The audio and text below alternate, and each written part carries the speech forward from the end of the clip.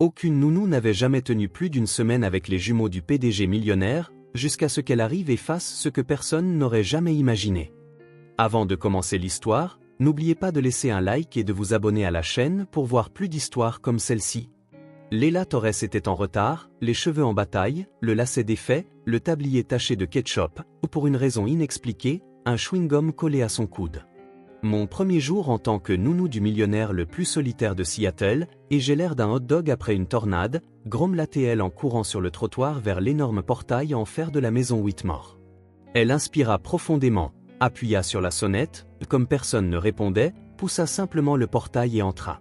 Le manoir ressemblait à un hôtel 5 étoiles, froid, élégant et si silencieux qu'elle pouvait entendre son propre malaise. Jusqu'à ce room? Oui. Allez. Au lustre? Au lustre. Les yeux de Leila s'écarquillèrent. Dans le salon, deux garçons identiques, d'environ 6 ans, couraient en cercle avec un drone attaché à des rouleaux de papier toilette. Le drone se dirigeait droit vers un lustre en cristal, valant probablement plus que sa voiture. Leila poussa un cri. Le drone percuta le lustre. Le lustre se balança comme s'il y avait un tremblement de terre. Les garçons crièrent « ouais » et applaudirent comme s'ils venaient de gagner le championnat du monde de la bêtise.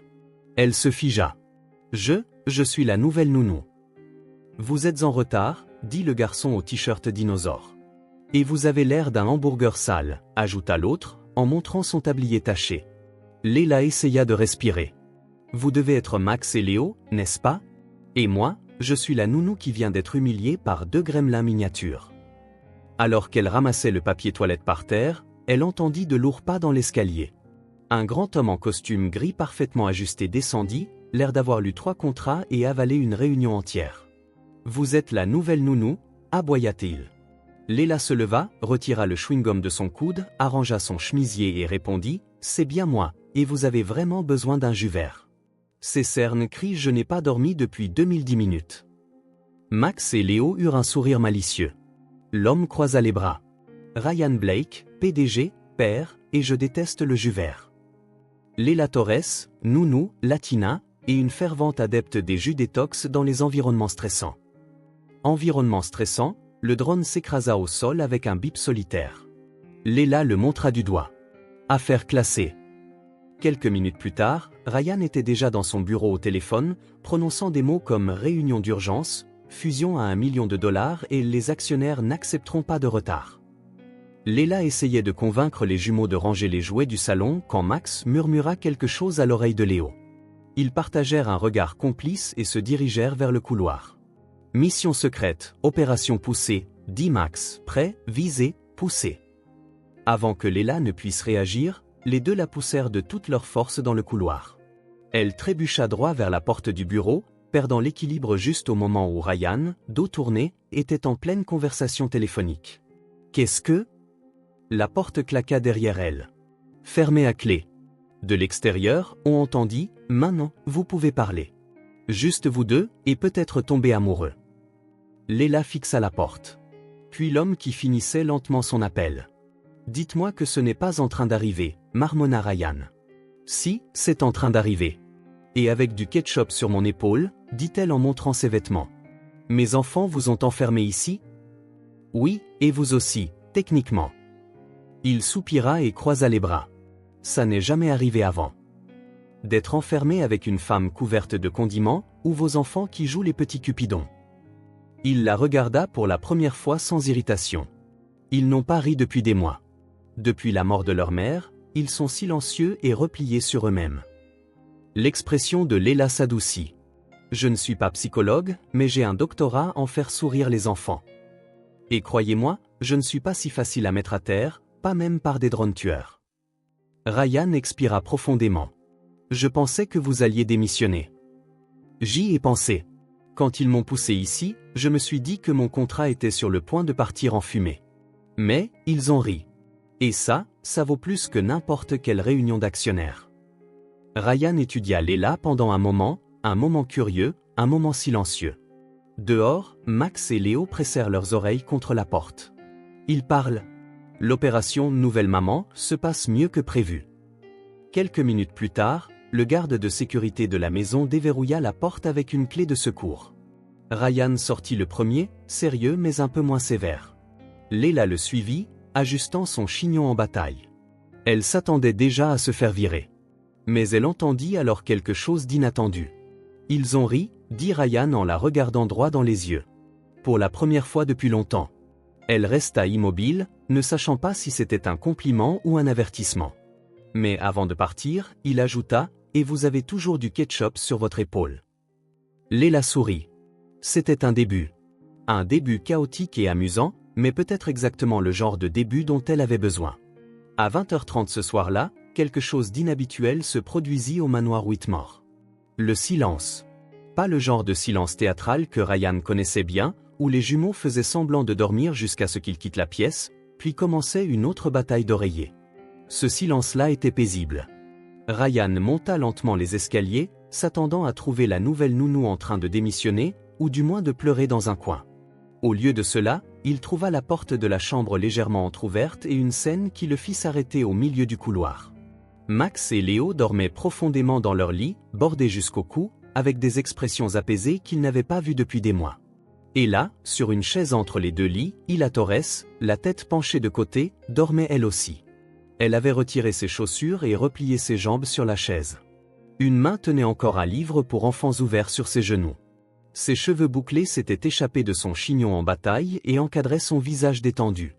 Ryan resta dans l'embrasure de la porte plus longtemps qu'il ne voulait l'admettre. À quand remontait la dernière fois que les garçons avaient dormi sans se réveiller en pleurant à 2h du matin? À quand remontait la dernière fois que quelqu'un les avait aidés à se détendre suffisamment pour s'endormir? Il prit une couverture dans le placard et en recouvrit délicatement Leila. Elle marmonna quelque chose en espagnol dans son sommeil et se blottit plus profondément dans la chaise. Ryan redescendit à son bureau, mais ne parvint à se concentrer sur rien. Toutes les demi-heures, il remontait vérifier que tout allait bien, et c'était le cas. Les trois dormaient comme des anges. Pour la première fois depuis des mois, Ryan dormit toute la nuit.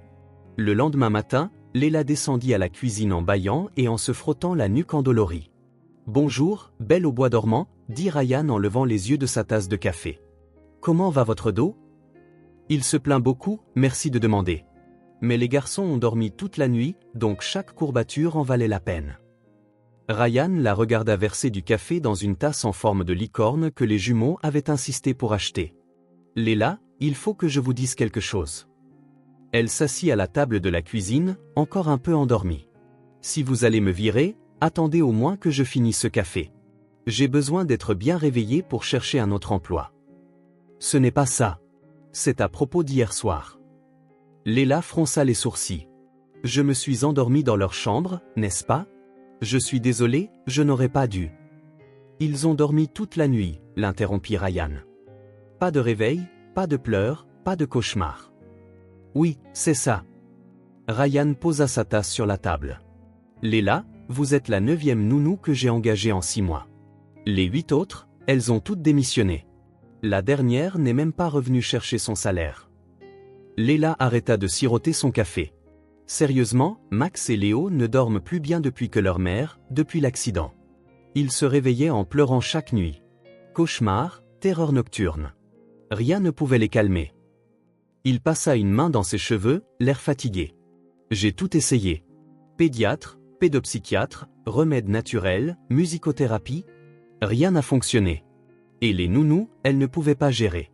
Certaines n'ont même pas tenu une semaine. » Leila le regarda pendant qu'il parlait, voyant pour la première fois le père épuisé derrière le PDG contrôlant. Et hier soir, c'était la première fois qu'il dormait toute la nuit. « En 8 mois, » confirma Ryan. « Qu'avez-vous fait ?» Leila haussa les épaules. « Je leur ai parlé de choses importantes. Comme quel dinosaure gagnerait un combat contre un dragon et si les licornes mangent de la pizza. Puis je leur ai lu 3 histoires, chanté une chanson de ma grand-mère en espagnol et promis que je serais là quand ils se réveilleraient. C'est tout. Parfois, les choses les plus compliquées ont des solutions très simples. » Avant que Ryan ne puisse dire quoi que ce soit, on entendit un grand éclat de rire à l'étage, suivi du bruit de pieds qui couraient dans le couloir. « Leila! Leila, où êtes-vous? On joue aux pirates. On est des astronautes. On est des pirates astronautes. » Les jumeaux descendirent les escaliers comme un tourbillon d'énergie matinale. Max portait sa casquette à l'envers et des chaussettes dépareillées. Léo avait réussi à enfiler son t-shirt à l'envers. « Eh bien, les garçons, vous êtes prêts à affronter le monde ce matin ?» dit Léla en ouvrant les bras. Ils coururent vers elle et se jetèrent dans un câlin de groupe qui faillit faire tomber sa chaise. « Papa, Léla est la meilleure nounou de l'univers », déclara Max. « De tout l'univers », acquiesça Léo. « Elle peut faire la voix des dragons et des princesses. » Ryan regarda la scène. À quand remontait la dernière fois que les garçons avaient dévalé les escaliers avec autant d'enthousiasme? À quand remontait la dernière fois qu'ils avaient qualifié quelqu'un de meilleur de l'univers sans être sarcastique? Et si on prenait un peu de petit déjeuner, suggéra Léla. Mais d'abord, on va arranger ses tenues. Léo, ton t-shirt est à l'envers. Je sais. C'est de la mode spatiale. Ah, bien sûr. Comment n'y ai-je pas pensé? Pendant que Léla aidait les garçons à s'organiser, Ryan essayait de reprendre son mode de PDG sérieux, mais il était difficile d'ignorer l'énergie joyeuse qui remplissait la maison. Au petit déjeuner, Léla transforma le repas en une aventure. Elle donna au personnel des titres farfelus. Le jardinier devint le maître des feuilles d'or et la gouvernante, la princesse de l'ordre impérial, ce qui fit rire Max et Léo à s'en étouffer avec leurs céréales. « Et toi, papa ?» demanda Léo. « Quel est ton nom spécial ?» Ryan leva les yeux de sa tablette sur laquelle il vérifiait ses emails. « Je ne sais pas. »« Baron du café sans fin », annonça Léla, en montrant la tasse que Ryan venait de remplir pour la 4e fois. « Seigneur des réunions éternelles, empereur du visage sérieux », ajouta Max en imitant l'air sévère de son père. Léo éclata de rire. Ryan essaya de rester sérieux, mais les coins de ses lèvres se contractèrent. « Très drôle, marmonna-t-il. »« Papa, viens jouer avec nous dans le couloir », demanda Léo. « J'ai une réunion dans 5 minutes seulement. » Léla nous a appris une nouvelle danse, le supplia Max. Ryan haussa un sourcil. « C'est un mélange de robot et de flamant rose, » expliqua Léla comme si c'était la chose la plus normale du monde. Très efficace pour chasser la mauvaise humeur du matin. Je ne suis pas de mauvaise humeur le matin. Léla, Max et Léo se regardèrent et rirent en même temps. Bien sûr que non, dit Léla avec un clin d'œil. Vous êtes un rayon de soleil ambulant. Ryan soupira et retourna à sa tablette. Mais 2 minutes plus tard, il entendit de la musique et des rires résonner dans tout le couloir. Il se leva pour voir ce qui se passait et trouva Léla en train de danser avec les jumeaux au milieu du couloir. Elle avait attaché une serviette autour de sa tête comme un foulard de pirate et agitait ses bras sur un rythme déjanté que les garçons essayaient de copier. « Maintenant, c'est la partie flamant rose », cria Léla en levant une jambe. Max et Léo essayèrent de suivre et faillirent tomber, en riant. « Papa, viens danser », cria Léo en lui faisant signe. « Je ne danse pas, dit Ryan. »« Tout le monde danse », répondit Léla. « Certaines personnes oublient juste comment. » Pendant une seconde, Ryan resta là à regarder ses enfants rire d'une manière qu'il n'avait pas vue depuis longtemps. Mais avant de pouvoir céder à l'envie de les rejoindre, le téléphone sonna. « Réunion », marmonna-t-il en retournant à la cuisine. 1 heure plus tard, Ryan était dans son bureau, essayant de se concentrer sur un appel vidéo concernant des acquisitions, quand Léla entra, portant un plateau. « Désolé de vous interrompre, baron du café sans fin, mais vous avez oublié de déjeuner. » Elle posa le plateau sur la table. Il y avait un sandwich, des fruits coupés en forme d'étoile et une tasse de café fumante. « Je n'ai pas demandé d'eux. Les garçons l'ont fait. Ils ont dit que vous oubliez de manger quand vous travaillez. » Ryan regarda la nourriture, puis Léla. « Ils ont dit ça ? Entre autres choses. Comme le fait que vous travaillez très tard et que vous dormez parfois au bureau. C'est temporaire, juste le temps de conclure quelques grosses affaires. » Bien sûr, dit Léla, même si elle n'avait pas l'air de le croire. Elle s'apprêtait à partir quand Ryan l'appela. « Léla. »« Oui. »« Merci. Pour le petit déjeuner. Pour les avoir fait rire. Pour les avoir aidés à dormir. » Elle sourit. « De rien, mais vous n'avez toujours pas signé mon contrat. Techniquement, je ne suis encore qu'une intruse bien intentionnée. » Ryan jeta un coup d'œil à son ordinateur portable où le contrat de travail était ouvert depuis 2 jours. « C'est vrai. Sauf que... » Un grand bruit de fracas vint de la cuisine, suivi de rires et de 2 voix criant « Désolé. » « Laissez-moi deviner, » dit Ryan. « Atelier Slim ? Comment avez-vous su ? Parce qu'il y a des paillettes roses sur votre sourcil. » Léla s'essuya rapidement le visage. « La cuisine a peut-être l'air un peu colorée, mais je promets que tout s'enlève à l'eau chaude et avec de la patience. » Ryan soupira. Dans des circonstances normales, il aurait été furieux. Sa cuisine en marbre italien transformée en laboratoire d'art pour enfants? Impensable. Mais il entendit alors Max crier « Papa, viens voir le slim que Léla nous a montré. Il est violet et fait un drôle de bruit. » Ryan se figea. À quand remontait la dernière fois qu'il l'avait inclus dans quelque chose qui n'était pas une obligation parentale? Léla remarqua l'expression sur son visage. « Ils veulent que vous en fassiez partie, Ryan. Ils ne savent juste pas comment vous le demander. » Je ne connais rien au slim. Personne ne naît en sachant. On apprend en faisant du désordre. Papa, viens faire du slim avec nous. Oui, viens jouer, ajouta Léo. 1 heure plus tard, ils étaient tous couverts de slim colorés et riaient aux éclats. Ryan avait du slim vert dans les cheveux. Max avait les mains violettes jusqu'aux poignets. Léo avait réussi à se coller du slim rose sur l'oreille. Et Léla avait l'air d'avoir traversé une explosion d'arc-en-ciel. « Papa, tu vas embaucher Léla pour toujours ?» demanda Léo en remuant le slim avec une cuillère. « S'il te plaît, supplia Max, c'est la nounou la plus cool du monde. » Ryan regarda Léla, qui essayait d'enlever du slim de ses cheveux. « Eh bien, nous n'avons pas encore signé le contrat officiel. »« Alors signe-le » crièrent les deux. « Maintenant, ajouta Max, ou on fait la grève, conclut Léo. « La grève de quoi ?» Léla rit. « De tout. On ne mangera plus, on ne dormira plus, on ne jouera plus. Et on fera beaucoup de bruit. » Léo frappa la cuillère contre le bol. Ryan poussa un soupir exagéré. « Vous faites du chantage affectif. »« Ça marche ?» demanda Max en lui faisant un clin d'œil. « Malheureusement, oui. » Léla se précipita vers son sac et en sortit un bout de papier froissé. « Tenez, un contrat temporaire que j'ai préparé hier. » Ryan prit le papier et le lut rapidement.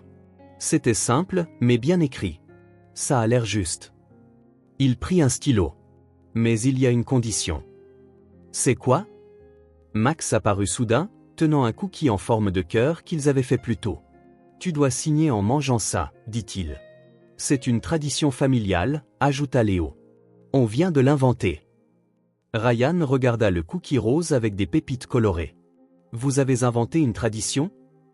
Oui, dirent-ils à l'unisson. Léla rit. Allez-y, monsieur Whitmore. Les traditions sont sacrées. Ryan croqua dans le cookie, qui était étonnamment bon, et signa le contrat. Voilà. Maintenant, vous avez une nounou officielle. Max et Léo célébrèrent en faisant voler du slim partout.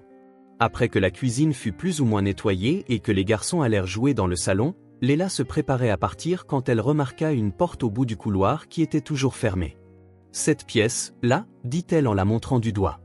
Pourquoi est-elle toujours fermée à clé? Ryan, qui rangeait des papiers, se tendit. C'est juste une pièce qu'on n'utilise pas. Ah! Léla haussa les épaules. Elle doit avoir besoin d'air frais. Les pièces fermées finissent par sentir le renfermer. Léla, cette pièce.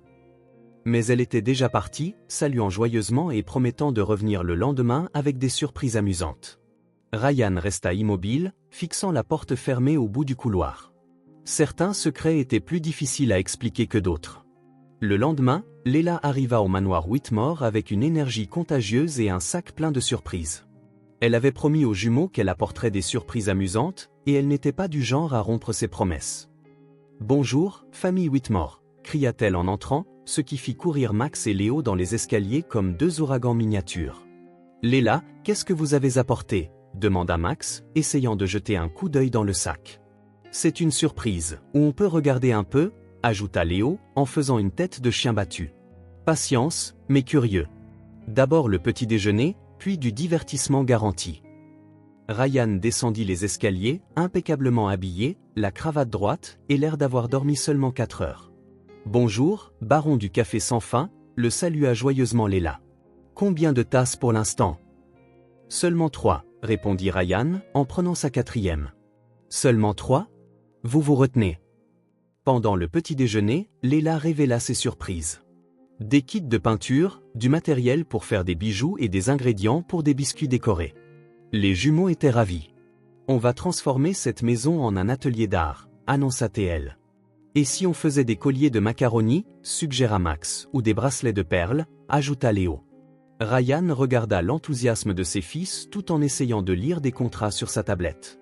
La maison devenait plus colorée, plus bruyante et complètement différente de l'environnement contrôlé auquel il était habitué. « Papa, tu vas te joindre aux activités artistiques ?» demanda Léo, plein d'espoir. « Peut-être plus tard. J'ai une réunion importante dans une demi-heure. » « Tu as toujours une réunion importante ?» marmonna Max en remuant ses céréales. Ryan leva les yeux de sa tablette, mais avant qu'il ne puisse répondre, Léla intervint. « Et si on laissait l'empereur des affaires travailler pendant qu'on crée des chefs-d'œuvre révolutionnaires ?» 1 heure plus tard, le salon s'était transformé en un véritable atelier d'art. Max peignait une toile abstraite qui ressemblait à une explosion d'arc-en-ciel. Léo enfilait des perles colorées pour faire des colliers, et Léla les surveillait tout en fredonnant une chanson en espagnol. C'est là que la curiosité de Léla prit le dessus. Elle avait remarqué cette porte mystérieuse au bout du couloir dès son premier jour. Ryan changeait toujours de sujet quand elle posait des questions à son sujet, ce qui ne faisait que la rendre plus curieuse. Pendant que les garçons étaient absorbés par leur création, elle décida d'y jeter un coup d'œil rapide. « Continuez à peindre, les garçons. Je vais chercher plus de peinture à l'étage, » mentit-elle, marchant d'un pas nonchalant dans le couloir. La porte n'était pas fermée à clé, juste fermée. Léla tourna lentement la poignée et la poussa.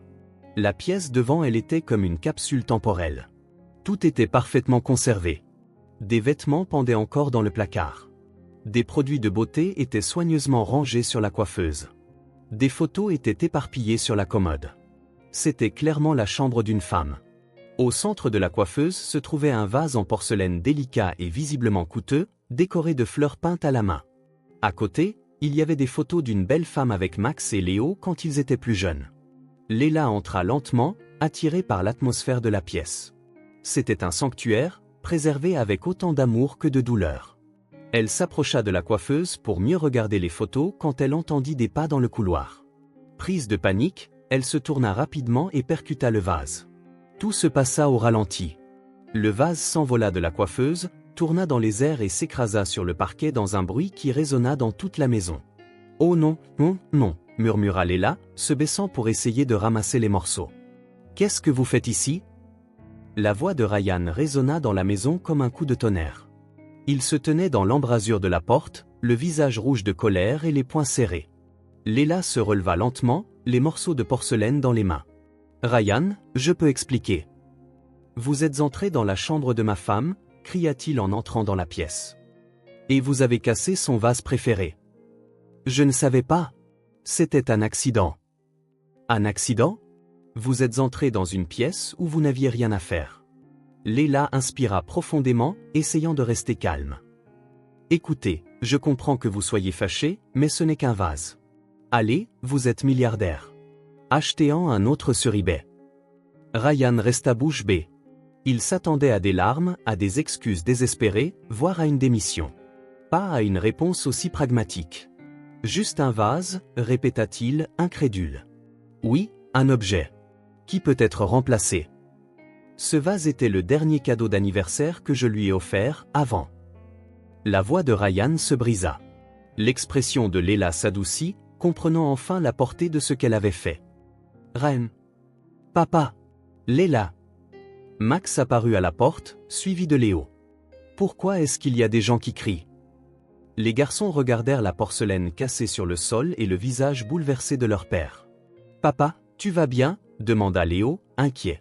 « J'ai cassé quelque chose d'important pour votre père, » dit honnêtement Léla. « Quelque chose qui appartenait à votre maman. » Max et Léo se regardèrent, sans un mot, s'enfuirent en courant. Ryan se pencha et ramassa l'un des plus gros morceaux du vase, passant son doigt sur le bord cassé. Elle collectionnait la porcelaine ancienne. Celle-ci était sa préférée. « Ryan, je suis vraiment désolé. Vraiment. Je n'aurais pas dû entrer ici. » Avant qu'il ne puisse répondre, Max et Léo revinrent en courant, tenant des poignées de pâte à modeler colorées. « Papa, on va faire un nouveau vase, » annonça Max, exactement comme celui de maman, ajouta Léo. « Sauf qu'il sera encore mieux, parce qu'il aura des paillettes. » Les garçons s'assirent par terre et commencèrent à façonner la pâte à modeler avec détermination. Max travailla sur la base. Léo se concentra sur les côtés. « Ça va être magnifique, » dit Léo. « Et il ne cassera pas parce que la pâte à modeler est solide et on va faire des fleurs colorées. » ajouta Max. Maman aimait les fleurs, n'est-ce pas, papa? Ryan regarda ses fils travailler ensemble pour réparer ce qui avait été cassé, leurs petits doigts créant soigneusement quelque chose de nouveau. Elle aimait les fleurs, dit-il, la voix plus douce. Léla s'assit à côté d'eux. Je peux vous aider? Je promets de ne rien casser cette fois. Max et Léo gloussèrent. Bien sûr, vous pouvez faire les petites feuilles. Une demi-heure plus tard, ils avaient créé un vase en pâte à modeler coloré, décoré de fleurs roses et violettes, de feuilles vertes et de minuscules étoiles dorées. C'est fini, annonça fièrement Léo.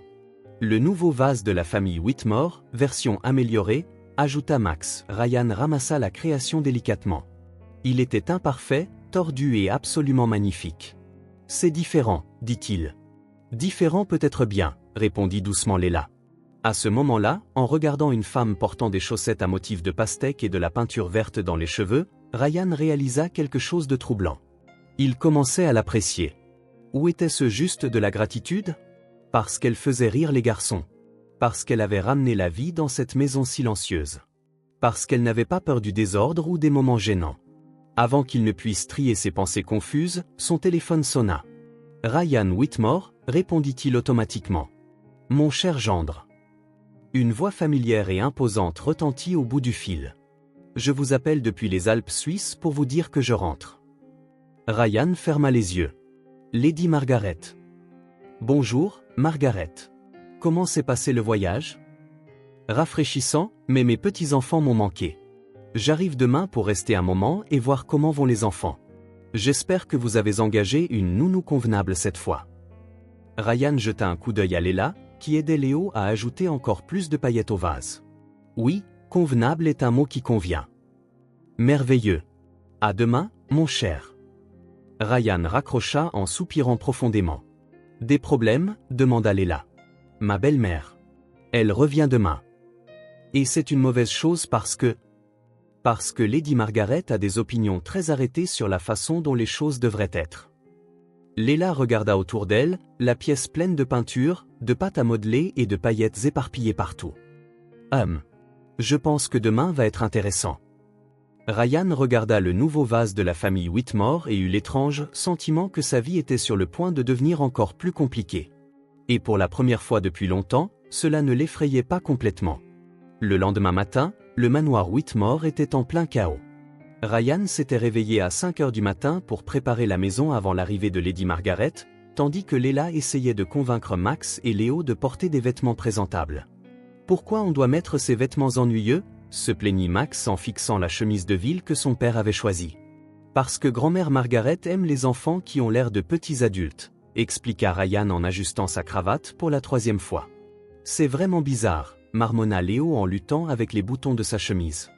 Léla regarda toute cette agitation avec amusement. Elle avait troqué sa tenue colorée habituelle pour quelque chose de plus approprié, un chemisier bleu marine et un pantalon noir. Malgré tout, elle n'avait pas pu résister à l'envie de porter des chaussettes à ananas. Détendez-vous, les gars. Ce n'est qu'une grand-mère, pas la reine d'Angleterre, dit-elle en aidant Léo avec ses boutons. Vous ne connaissez pas Lady Margaret, murmura Ryan. Elle a des opinions très tranchées sur tout. À 10 heures précises, une limousine noire s'arrêta devant le manoir. Le chauffeur se précipita pour ouvrir la porte arrière et en sortit une femme élégante d'une 60aine d'années, habillée comme si elle allait prendre le thé avec la royauté britannique. Lady Margaret marchait comme si le sol devait se sentir honoré de toucher ses pieds. Elle portait un tailleur en tweed beige, des perles autour du cou, un chapeau assorti et une expression qui suggérait que le monde entier était juste un peu en dessous de ses standards. « Mes chers petits-enfants », s'exclama-t-elle avec un fort accent britannique en ouvrant les bras. Max et Léo coururent pour la saluer, visiblement mal à l'aise dans leurs vêtements chics, mais heureux de voir leur grand-mère. « Grand-mère Margaret » crièrent-ils ensemble. « Laissez-moi vous regarder. » Elle les inspecta de la tête aux pieds. « Beaucoup mieux. Vous avez enfin l'air de vrais petits gentlemen. » Ryan s'avança pour saluer sa belle-mère. « Margaret, comment s'est passé votre voyage? » « Rafraîchissant, mon cher. Les Alpes étaient exactement ce dont j'avais besoin après cette période affreuse. » Elle jeta un coup d'œil à la maison avec approbation. La maison a l'air bien entretenue. Au moins, ça n'a pas changé. C'est là que Lady Margaret remarqua Léla, debout près des escaliers. Et cette jeune femme, c'est... Lady Margaret, voici Leila Torres, la nouvelle nounou des garçons, dit Ryan. Lady Margaret regarda Leila de haut en bas avec la même minutie qu'on utiliserait pour inspecter des fruits de mer suspects. C'est la nouvelle nounou, demanda-t-elle avec une désapprobation évidente. Elle a l'air d'une animatrice de fête d'enfants. Le silence qui s'ensuivit était si pesant qu'on aurait pu le couper au couteau. Max et Léo regardèrent nerveusement entre leur grand-mère et Leila. Leila inspira profondément, força un sourire et dit « Et vous, vous avez l'air d'une méchante de Disney. » Ryan s'étouffa. Les yeux de Max et Léo s'écarquillèrent.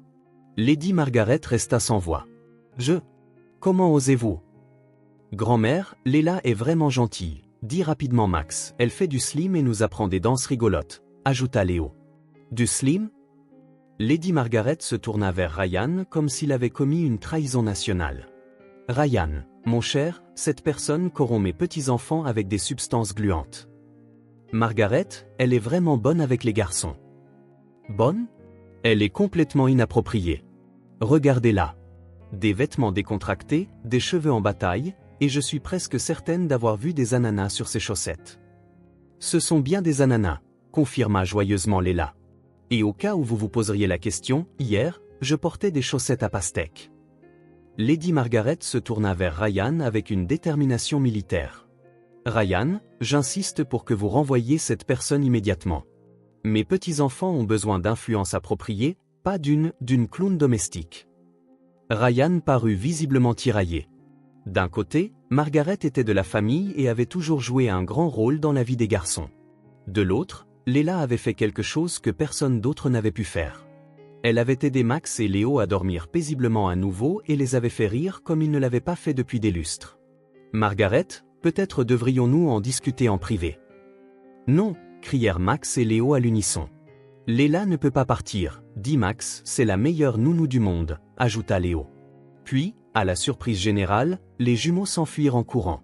Les garçons, revenez ici, appela Ryan. 10 minutes plus tard, après avoir fouillé toute la maison, ils trouvèrent Max et Léo recroquevillés dans le coffre de la voiture de Ryan, se serrant l'un contre l'autre, les larmes aux yeux. « Qu'est-ce que vous faites là-dedans » demanda Leila, inquiète. « Si grand-mère vous fait partir, on s'enfuit aussi, déclara courageusement Max. On ne veut pas d'une autre nounou, sanglota Léo. Lady Margaret regarda la scène avec une expression indéchiffrable. « Enfant, sortez de là immédiatement. Il fait bien trop chaud dans le coffre. » Seulement si Leila reste, négocia Max. Avant que quiconque ne puisse répondre, un chat orange et visiblement agacé apparut de nulle part et sauta droit sur le dos de Lady Margaret. « Ah ! Enlevez-moi cet animal !» cria-t-elle, essayant de se débarrasser du chat qui avait ses griffes plantées dans son tailleur en tweed. Tout le monde se figea, sauf Leila, qui réagit rapidement. Elle s'avança calmement, saisit fermement mais doucement le chat et le retira du dos de la dame. « Chut, mon minou. Ça va aller, murmura-t-elle en caressant la tête de l'animal. Tu voulais juste un peu d'attention, n'est-ce pas ? Le chat se détendit immédiatement et commença à ronronner dans ses bras. Lady Margaret était essoufflée, les cheveux en désordre et avec de petites égratignures sur le cou. Mon Dieu, cette créature sauvage. Laissez-moi jeter un coup d'œil à ces égratignures, dit Leila en tendant le chat à Max. Ryan, vous avez du coton et un antiseptique. Quelques minutes plus tard, Leila nettoyait soigneusement les égratignures sur le cou de Lady Margaret avec du coton imbibé d'antiseptique. Ça risque de piquer un peu, prévint doucement Leila, mais il est important de bien les nettoyer pour éviter une infection. Lady Margaret resta étonnamment silencieuse pendant que Leila s'occupait des blessures avec des mains fermes et douces. « Où avez-vous appris les premiers secours » demanda Lady Margaret, plus douce maintenant. « Ma grand-mère était infirmière. Elle a toujours dit que prendre soin des gens est l'une des choses les plus importantes que nous puissions faire. Votre grand-mère semble avoir été une femme sage. » Elle l'était vraiment. Leila finit de nettoyer la dernière égratignure. « Voilà, c'est fini. Vous allez vous en remettre. » Ryan regardait la scène à quelques mètres de là, voyant Leila prendre soin de sa belle-mère avec la même patience et la même gentillesse qu'elle montrait à Max et Léo. Il y avait quelque chose dans sa façon douce de traiter les gens. Sa façon de transformer les moments de tension en moments plus légers. Il se surprit à sourire, ce qui était complètement ridicule.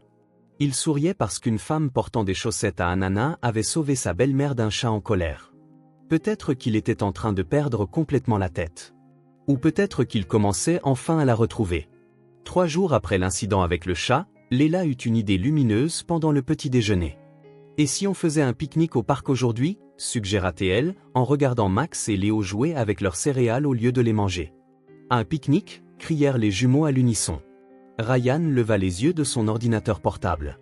« J'ai 3 réunions de prévues aujourd'hui. »« Et j'ai 3 enfants qui ont besoin d'air frais » rétorqua Léla. « Devinez ce qui est le plus important. » « Léla a raison, mon cher, » dit Lady Margaret, à la surprise générale. Depuis l'incident des égratignures, elle avait développé une étrange tolérance pour la nounou. Les enfants passent trop de temps à l'intérieur. Vous voyez ? Même Sa Majesté Grand-Mère est d'accord avec moi, dit Léla en faisant un clin d'œil à Lady Margaret, qui faillit sourire. D'accord, soupira Ryan. Mais juste 1 heure et pas de désordre.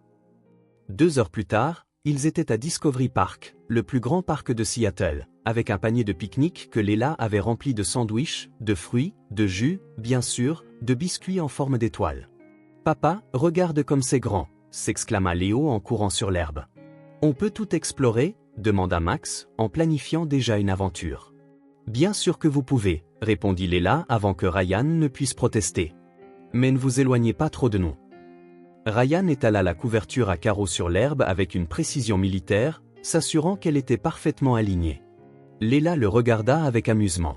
« Vous savez que ce n'est qu'une couverture, n'est-ce pas ? Pas un document officiel. J'aime quand les choses sont organisées. J'ai remarqué. Vous alignez même vos crayons par taille. » Pendant le repas, tout se passait bien jusqu'à ce que Léla tende la main pour attraper la bouteille de jus qui avait roulé un peu plus loin. Ce faisant, elle heurta le verre de Ryan, renversant du jus d'orange sur tout son pantalon de costume. « Oh non !» s'écria-t-elle, attrapant des serviettes en papier frénétiquement. « Votre pantalon, il a probablement coûté plus cher que mon loyer. » Ryan regarda la tache orange s'étendre sur le tissu coûteux. « Ce n'est rien, dit-il, bien que sa voix soit tendue. Menteur ! Vous êtes en train de faire une crise cardiaque à cause de ce pantalon en ce moment. » Pendant ce temps, Max et Léo avaient trouvé un coin de terre meuble et creusaient avec leurs mains. « Les garçons, qu'est-ce que vous faites ?» demanda Ryan, toujours en train de tamponner son pantalon avec une serviette en papier. « On creuse un trou pour cacher des secrets », répondit Max avec excitation. « Les secrets n'ont pas besoin d'être enterrés, dit Ryan machinalement. « Bien sûr que si, insista Léo. « Sinon, tout le monde les découvre. »« Et quel genre de secret avez-vous » demanda Léla, curieuse. « Comme le fait qu'on aime quand papa reste à la maison, dit doucement Max, et on a peur qu'il travaille tellement qu'il nous oublie, ajouta Léo. Ryan arrêta de frotter son pantalon. « Vous n'avez pas besoin d'avoir peur de ça. Mais tu travailles tout le temps, dit Max, comme un robot. Je travaille pour vous, pour que vous ayez une bonne vie. Mais on veut avoir une vie avec toi, dit simplement Léo. Léla vit le visage de Ryan se tordre de culpabilité et de douleur. Ryan, dit-elle doucement. Ils veulent juste. Je sais ce qu'ils veulent, la coupa-t-il, se levant brusquement. Mais vous ne comprenez pas comment fonctionne le monde réel. J'ai des responsabilités. Vos plus grandes responsabilités sont juste ici, dit Léla en montrant les garçons. Ne me dites pas comment élever mes enfants. Il faut bien que quelqu'un le fasse. Vous les traitez comme des rapports de fin de mois. Le silence qui s'ensuivit fut tranchant. Max et Léo arrêtèrent de creuser et regardèrent nerveusement les adultes. Comment osez-vous? J'ose parce qu'il faut bien que quelqu'un le fasse. Vous planifiez du temps avec eux comme si c'était des réunions d'affaires. Je fais de mon mieux. Faire le strict minimum, ce n'est pas faire de son mieux. Ryan serra les poings, luttant clairement pour rester calme. Vous ne comprenez rien à ma situation. Je comprends que vos enfants grandissent sans un père présent. Je comprends qu'ils pensent qu'ils doivent creuser des trous pour cacher leurs sentiments. Ça suffit, dit Ryan, la voix dangereusement basse. Léla inspira, réalisant qu'elle était allée trop loin. Max et Léo se serraient l'un contre l'autre, effrayés par la dispute. Les garçons, et si on allait voir le lac, suggéra-t-elle doucement. Ils passèrent le reste de l'après-midi dans un silence pesant. Ryan resta assis sur la couverture, faisant semblant de lire des emails sur son téléphone. Léla joua avec les jumeaux, mais sans son énergie habituelle. Quand le soleil commença à se coucher, peignant le ciel de nuances d'orange et de rose, Max et Léo s'endormirent sur la couverture, épuisés par leur course. Léla s'approcha de Ryan, qui fixait toujours son téléphone. Je suis désolée, dit-elle doucement. Je n'aurais pas dû vous parler de cette façon. Vous aviez raison, répondit-il, sans lever les yeux. Pas entièrement. Si, entièrement. Ryan la regarda enfin. Je ne sais pas comment faire ça tout seul. Avant l'accident, c'était elle qui s'occupait de tout ça.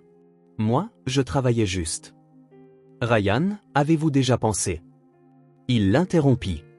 Que peut-être je travaille tellement parce que je ne sais pas comment être simplement un père. Parce qu'être le pourvoyeur est plus facile qu'être celui qui s'occupe de tout. Léla s'assit à côté de lui sur la couverture. Avez-vous déjà pensé à être simplement un humain de temps en temps, demanda-t-elle doucement. Au lieu d'être le PDG parfait ou le père parfait, soyez juste Ryan. Il la regarda vraiment pour la première fois. Il vit comment le soleil couchant rendait ses cheveux bouclés dorés. Comment elle avait une tache de terre sur le visage à force de jouer avec les garçons. Comment ses yeux étaient gentils même quand elle le défiait. Je ne me souviens plus de ce que c'est d'être juste Ryan. Peut-être que je peux vous aider à vous en souvenir. Ils étaient très proches maintenant. Ryan pouvait sentir son doux parfum. Voir les petites taches de rousseur sur son nez que le maquillage ne parvenait pas à cacher. Léla. Oui. Il se pencha lentement. Elle ne recula pas. Leur visage n'était qu'à quelques centimètres l'un de l'autre quand une trottinette hors de contrôle, conduite par un enfant qui avait perdu le contrôle, s'écrasa droit dans le tibia de Ryan.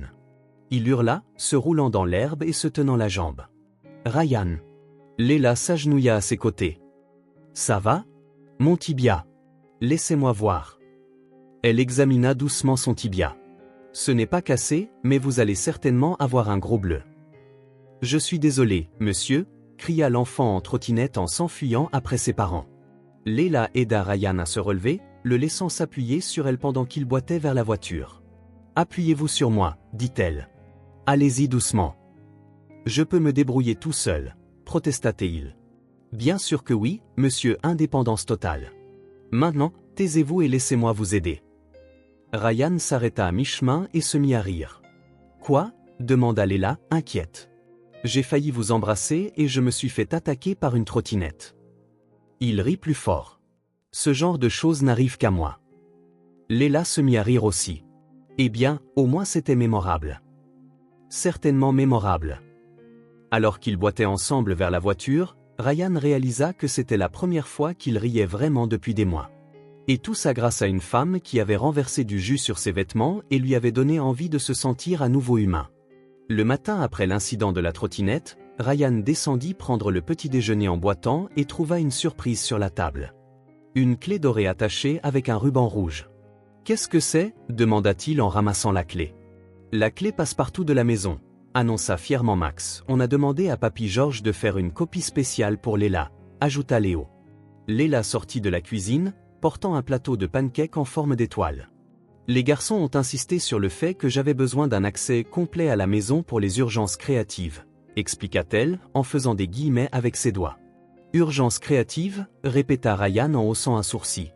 Comme quand on veut faire une fête surprise, dit Max, ou transformer une pièce en vaisseau spatial, ajouta Léo. Ryan regarda la clé, puis Léla, puis ses fils qui le fixaient avec anticipation. Je ne suis pas sûr que ce soit une bonne idée. Oh, ah, monsieur inquiet, dit Léla en s'asseyant à table. Ce n'est qu'une clé. Qu'est-ce qui pourrait mal tourner? 3 heures plus tard, Ryan découvrit exactement ce qui pouvait mal tourner. Il était dans son bureau, se préparant pour une réunion importante avec des investisseurs japonais, quand il entendit des bruits étranges venant de la salle de conférence du bas. Des bruits qui comprenaient des rires et des chocs. « Qu'est-ce que c'est que ça » marmonna-t-il en descendant les escaliers. Quand il ouvrit la porte de la salle de conférence, Ryan entra dans une scène surréaliste. La table en acajou avait été transformée en bateau pirate, avec des voiles faites à partir de draps, des cordes attachées autour des chaises et un drapeau de pirate fait maison qui flottait dans la climatisation. Max se tenait sur la proue du bateau-table, portant un chapeau de pirate en papier journal.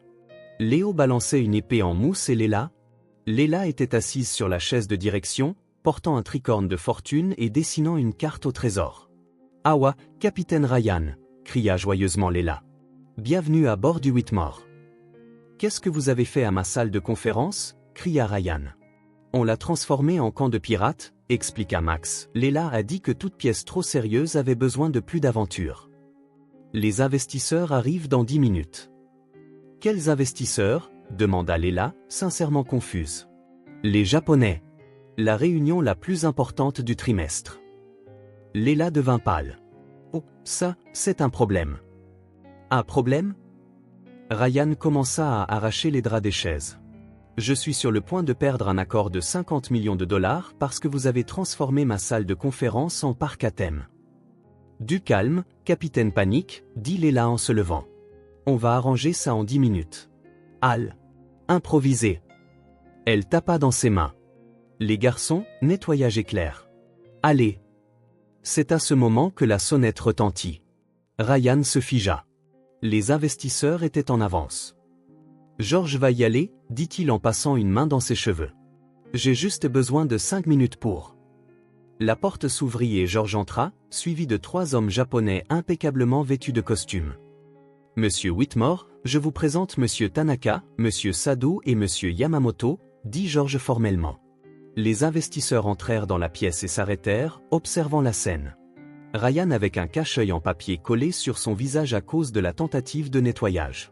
Max et Léo toujours habillés en pirates et Leila figée en plein mouvement avec une épée en mousse à la main. Un silence total. Trésor devant, cria Léo, brisant le silence. Léo, siffla Ryan, mortifié. Monsieur Tanaka, apparemment le chef du groupe, regarda autour de lui avec une expression indéchiffrable. Intéressant, dit-il dans un anglais parfait. Très créatif. Ryan inspira profondément et fit le geste le plus risqué de sa carrière. Messieurs, bienvenue à notre exercice de simulation de créativité commerciale, dit-il en gardant son cache-œil. Nous testons des méthodes non traditionnelles pour stimuler la pensée innovante. Les Japonais échangèrent des regards curieux. Une simulation? Demanda Monsieur Sado. Exactement, dit Ryan, en priant pour que ça marche. Des études montrent que les environnements ludiques augmentent la productivité de 200%. Leila comprit ce que Ryan faisait et se lança dans le jeu. C'est une technique révolutionnaire, dit-elle avec assurance. Quand nous sortons de la zone de confort de l'entreprise, nous découvrons des solutions inattendues. Fascinant, murmura Monsieur Yamamoto.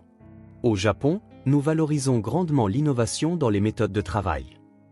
Et la créativité de l'enfance est la forme d'innovation la plus pure, ajouta Leila. C'est pourquoi nous impliquons les enfants dans le processus. Max et Léo, ne sachant pas exactement ce qui se passait mais sentant qu'ils devaient coopérer, firent une révérence polie aux invités. Bonjour, dirent-ils ensemble. Les investisseurs sourirent, visiblement charmés. Impressionnant, dit Monsieur Tanaka. Vous pensez vraiment en dehors des sentiers battus. C'est là que Leila eut une inspiration soudaine. Messieurs, aimeriez-vous essayer nos sushis innovants, demanda-t-elle. C'est une fusion très spéciale. Des sushis? Les yeux de Ryan s'écarquillèrent. Bien sûr. Leila se précipita vers la table des collations où se trouvaient les fruits des enfants. Max. Léo. Opération sushi créatif. Allez. En 5 minutes, elle avait créé des sushis en utilisant des tranches de bananes comme poisson, du fromage frais pour le riz et des algues séchées qu'elle avait miraculeusement trouvées dans le garde-manger. Elle disposa le tout sur des assiettes élégantes qu'elle avait prises dans la cuisine. Sushi banane et fromage frais, annonça-t-elle solennellement. Une fusion de la tradition orientale et de l'innovation occidentale. Les investisseurs japonais les goûtèrent avec curiosité, à la surprise générale, ils semblèrent sincèrement impressionnés. Insolite, mais délicieux, admit Monsieur Sato. Texture intéressante, acquiesça Monsieur Yamamoto. Et la présentation est créative, ajouta Monsieur Tanaka. 2 heures plus tard, après une réunion qui mélangeait les affaires sérieuses avec des démonstrations d'entreprises créatives, Ryan avait conclu l'accord. Nous sommes impatients de travailler avec une entreprise aussi innovante, dit Monsieur Tanaka en leur disant au revoir. Surtout si nous pouvons participer à d'autres simulations créatives, ajouta Monsieur Sato en riant. Quand les investisseurs furent partis, Ryan s'effondra sur une chaise, essayant encore de réaliser ce qui venait de se passer. Je n'arrive pas à croire que ça ait marché, murmura-t-il. Bien sûr que ça a marché, dit fièrement Leila. Le sushi à la banane, c'est révolutionnaire. Papa, tu as été le pirate le plus cool du monde, dit Max, et la réunion était bien plus amusante comme ça, ajouta Léo. Ryan retira son cache-œil et regarda Leila. Vous avez sauvé mon contrat à 50 millions de dollars avec de la banane et du fromage frais. Techniquement, vous l'avez tous sauvé avec de la créativité et du travail d'équipe. Il faut que je vous remercie comme il se doit, dit Ryan avec hésitation. Et si on dînait ce soir? Leila cligna des yeux, surprise. Dîner? Professionnel, bien sûr, se dépêcha de préciser Ryan. Pour discuter des futures stratégies créatives. Bien sûr, dit Leila avec un sourire. Stratégie créative, totalement professionnelle. Max et Léo échangèrent des sourires malicieux. L'opération Nouvelle Maman se passait mieux que prévu. À 19 h ce soir-là, Ryan attendait Leila devant l'Ernarden, l'un des restaurants français les plus élégants de Seattle. Il avait changé de vêtements 3 fois et vérifié ses cheveux dans le rétroviseur de la voiture au moins 5. C'est juste un dîner professionnel, se répétait-il. Quand Leila arriva en taxi, Ryan faillit s'étouffer. Elle portait une simple robe bleue qui faisait ressortir ses yeux et avait dompté ses boucles sauvages en un chignon élégant. Pourtant, elle avait gardé sa touche unique avec des boucles d'oreilles dorées en forme d'étoile. « Salut, baron du café », le salua-t-elle joyeusement. « Cet endroit a l'air cher. Vous êtes sûr que mon salaire de nounou le couvre ? » « C'est moi qui régale, » dit Ryan en lui offrant son bras. « Vous avez sauvé mon contrat aujourd'hui. » Le restaurant était tout ce que Ryan attendait. Éclairage doux, table avec des nappes blanches et des serveurs qui semblaient avoir suivi une formation de ballet. Leila regarda autour d'elle, les yeux écarquillés. « Combien de fourchettes c'est normal d'avoir sur une table ?» chuchota-t-elle quand ils s'assirent. « Ça dépend du nombre de plats », répondit Ryan, amusé par son inquiétude. « Et quelle est la différence entre toutes ces fourchettes ? » « Eh bien, celle-ci est pour la salade, celle-ci pour le plat principal et cette plus petite pour le dessert. » Leila prit la fourchette du plat principal et commença à manger la salade avec. Voilà, problème résolu. Une seule fourchette pour tout. Le serveur, Philippe, s'approcha avec un regard d'horreur discret. « Mademoiselle aimerait-elle goûter notre plat spécial ? Saumon grillé à la sauce hollandaise et asperges blanches. »« Ça a l'air délicieux, » dit Leila. « Mais est-ce que vous avez du ketchup ?» Philippe faillit laisser tomber son plateau. « Du ketchup, mademoiselle ? » « Oui, cette délicieuse sauce rouge. Je mets du ketchup sur presque tout. »« Madame, » dit Philippe avec un accent français offensé. « Notre chef Henri ne permettrait pas de ketchup dans sa cuisine, pas même dans une situation de vie ou de mort. »« Détendez-vous, » dit Leila avec un haussement d'épaule. « Je survivrai sans. » Ryan essaya de ne pas rire du regard traumatisé sur le visage du serveur. Pendant le dîner, ils parlèrent de tout. L'enfance de Leila dans une grande famille bruyante, les rêves de Ryan avant de devenir PDG et les projets pour rendre Max et Léo plus heureux. « Vous voulez entendre quelque chose de drôle ?» dit Ryan en terminant son deuxième verre de vin. « Toujours, » répondit Leila. « Pourquoi l'épouvantail a-t-il gagné un prix ? » Je ne sais pas pourquoi. Parce qu'il était remarquable dans son domaine. Leila le fixa pendant une seconde, assimilant la blague, puis éclata de rire si fort que les tables voisines se tournèrent pour regarder. « Oh, mon Dieu !» Elle rit jusqu'à en avoir les larmes aux yeux. C'était horrible. Merveilleusement horrible. Ryan se mit à rire aussi, entraîné par sa joie. C'était si mauvais que ça ? Horrible, mais de la façon la plus mignonne possible. Quand ils quittèrent le restaurant, un musicien de rue jouait du jazz sur un coin de rue. La musique flottait dans l'air chaud du soir. « C'est une si belle chanson, » dit Leila. Ryan regarda autour de lui. La rue était presque vide, éclairée seulement par de vieux lampadaires. « Voudriez-vous danser ?» demanda-t-il impulsivement. « Ici, dans la rue ? Pourquoi pas ?» Pour la première fois de sa vie d'adulte, Ryan fit quelque chose de complètement spontané. Il enleva sa cravate, jeta sa veste de costume sur un banc d'arrêt de bus et tendit la main à Leila. Elle la prit en souriant. Ils dansèrent lentement sur le trottoir, se déplaçant au rythme doux du saxophone. Ryan découvrit que Leila sentait la vanille et que rire avec quelqu'un était encore mieux que de rire seul. « Ryan » dit-elle doucement. « Oui. »« Merci. De me laisser être moi-même, même quand je renverse des choses et que je fais de mauvaises blagues. Merci de m'avoir aidé à me souvenir de qui je suis au-delà de mon travail. » Ils étaient très proches maintenant, se balançant doucement. Ryan pencha son visage vers le sien. « Oh mon Dieu, ça brûle !» cria soudain Leila. Ryan recula, confus, jusqu'à ce qu'il voit qu'elle avait percuté le côté d'un food truck mexicain et renversé tout un récipient de sauce piquante sur eux deux. Ça brûle. Elle dansa sur place, essayant d'essuyer la sauce sur ses vêtements. C'est du napalm déguisé en nourriture. Ryan, également couvert de sauce rouge, se mit à rire. Ça n'arrive qu'à moi. Il l'aida à se nettoyer avec des serviettes. Apparemment, ça m'arrive aussi. 1 heure plus tard, ils revinrent à la maison, toujours avec des taches de sauce piquante sur leurs vêtements et des sourires sur leur visage. De retour, cria Max en les voyant entrer. Attendez de voir notre surprise, ajouta Léo. Les jumeaux accoururent, le visage couvert de peinture noire en motifs élaborés. On a des tatouages, comme papa, annonça fièrement Max, des tatouages. Ryan fronça les sourcils. Je n'ai pas de tatouage. Si, tu en as un, dit Léo. Le dragon sur ton bras. Ryan regarda son propre bras, confus, jusqu'à ce qu'il se souvienne de l'autocollant de dragon temporaire que les garçons lui avaient mis des semaines plus tôt et qu'il avait oublié d'enlever. Oh, celui-là. Léla rit à nouveau. Eh bien, je suppose que maintenant vous êtes une famille entièrement tatouée. Ryan regarda ses fils couverts de peinture, Léla avec de la sauce piquante dans les cheveux et lui-même avec une cravate de travers et une chemise tachée. C'était la première fois depuis longtemps qu'il se sentait faire partie d'une vraie famille, même si c'était une famille folle, désordonnée et couverte de condiments. Le lendemain matin, Ryan descendit prendre son petit déjeuner, toujours souriant de la veille. Le dîner avait été différent, un bon genre de différent, mais son sourire s'effaça rapidement quand il vit Max et Léo à table. Tous les deux avaient d'énormes tatouages de dragons collés sur leur visage. Des dragons rouges et dorés s'étendaient de leur front à leurs joues, leur donnant l'air de petits guerriers vikings. « Qu'est-ce que c'est » cria Ryan.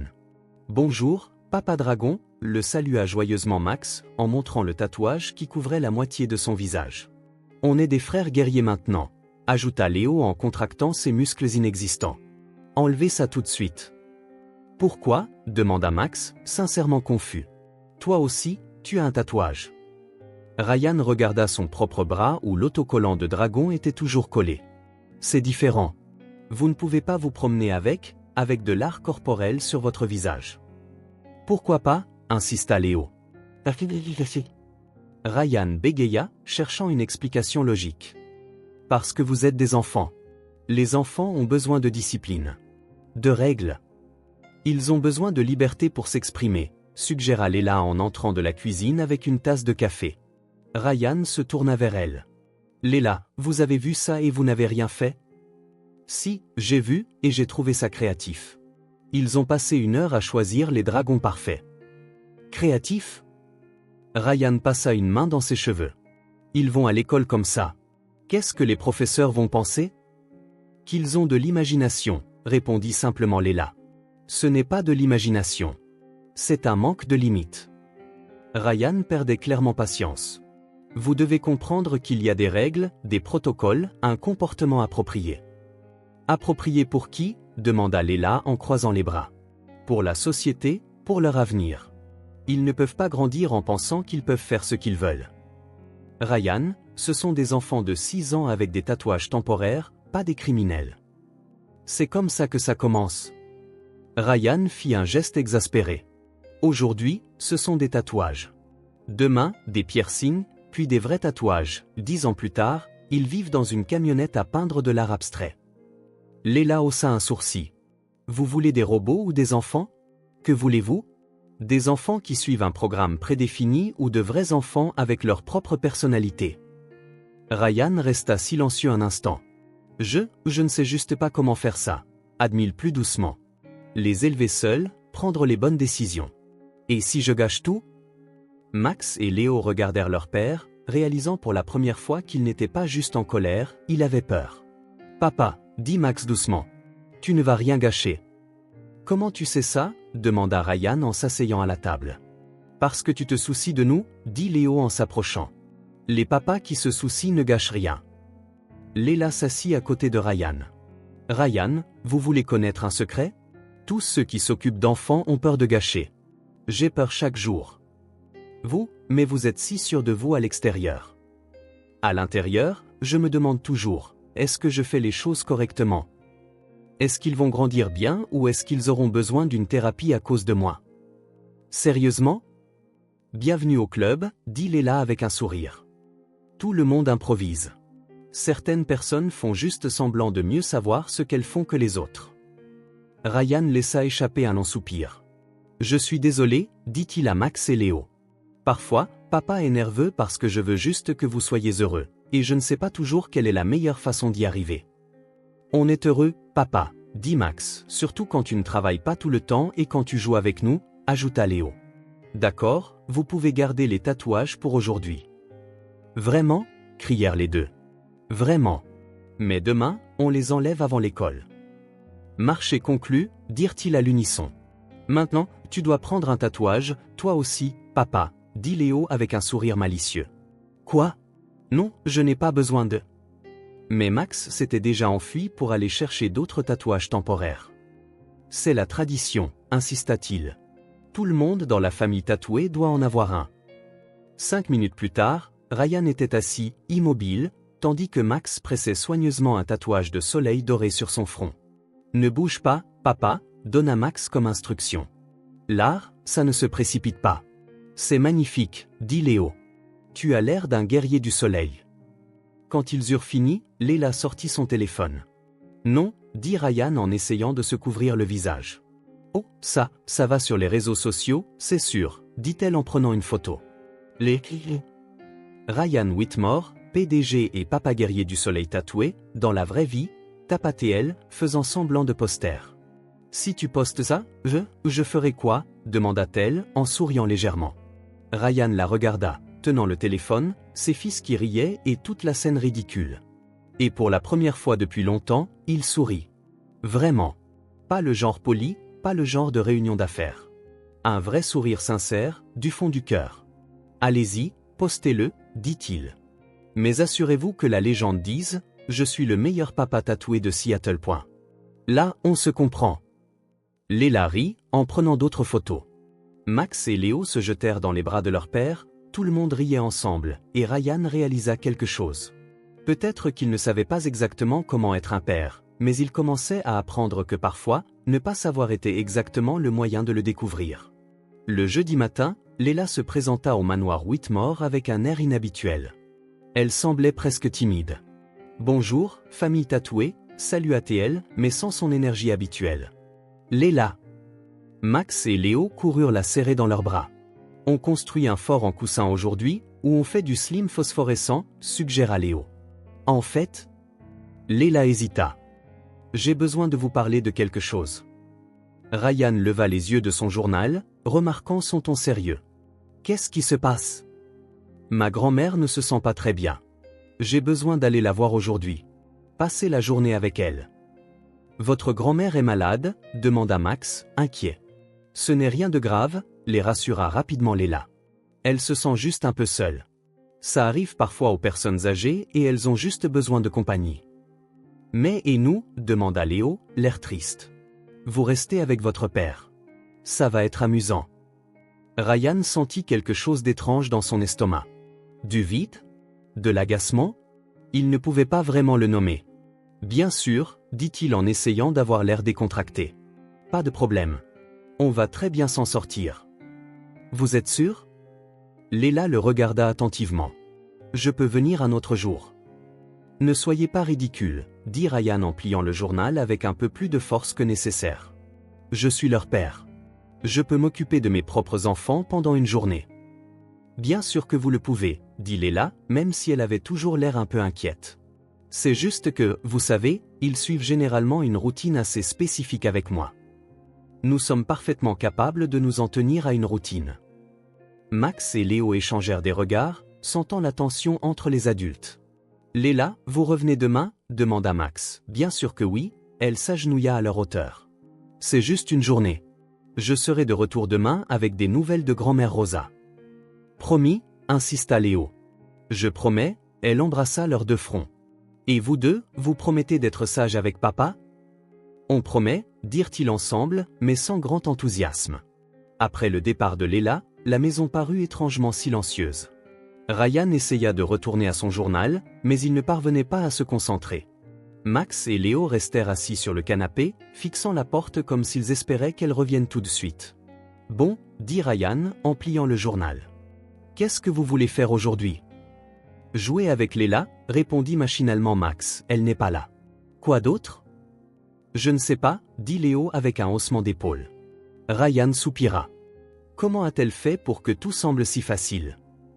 Et si on regardait la télé? Léla dit que trop de télé fait fondre le cerveau, répondit Max. Et si on lisait un livre? Léla fait des voix rigolotes quand elle lit, dit Léo. Tu sais faire des voix?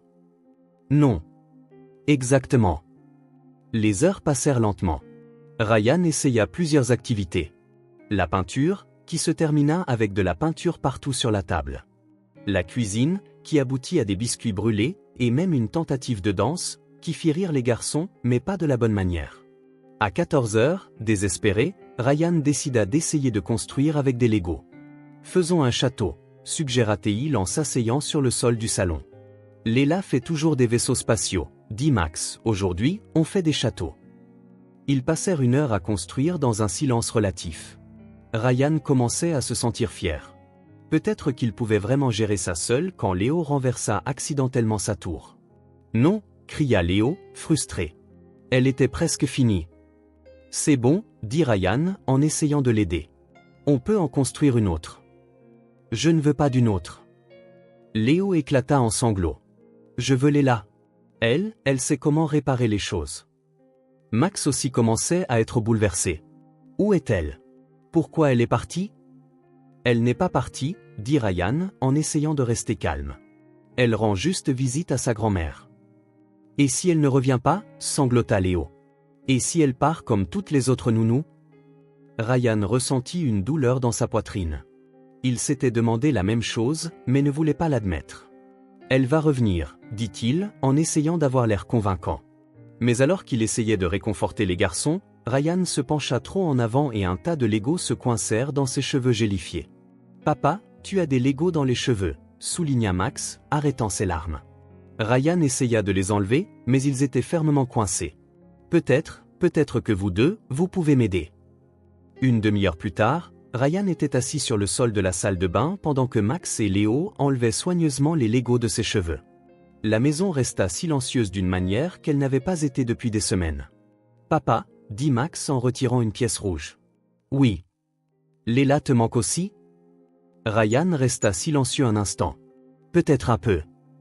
Elle rend la maison plus bruyante, dit pensivement Léo. Plus bruyante de la bonne façon, acquiesça Max, c'est vrai. Cette nuit-là, après avoir finalement réussi à endormir les garçons après 3 histoires mal racontées et 2 berceuses ratées, Ryan resta seul dans le salon, fixant son téléphone. Ce serait ridicule de l'appeler. Ce n'était qu'une journée. Il était un adulte parfaitement capable. Mais la maison était si silencieuse.